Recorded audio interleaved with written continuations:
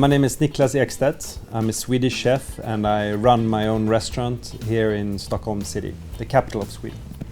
Most inspirations I take actually from old books, so I go to the Royal Library a lot and research how we used to cook in the Scandinavian countries a long time ago.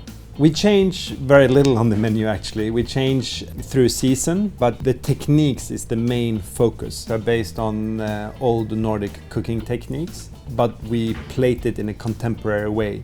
So I usually compare my cooking to a sailing yacht competing against a motor yacht.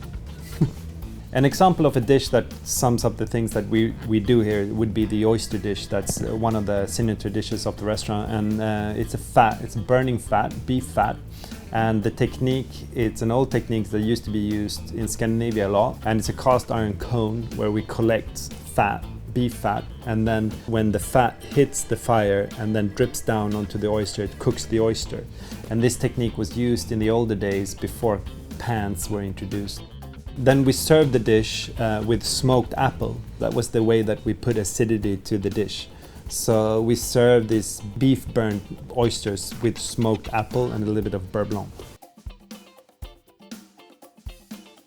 Another dish that would sum up what we do here would be the turbot. It's a smoked turbot that's juniper smoked, giving it kind of like this very high acidity and a lot of flavor, but not smoked. And with that is a lot of vegetables. We vary the vegetable through season, but right now being winter, so we use celeriac.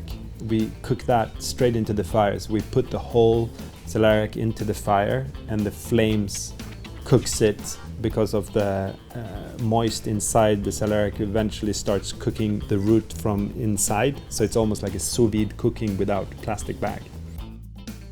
So it's served with that, and then we make a simple sauce from the bones of the fish.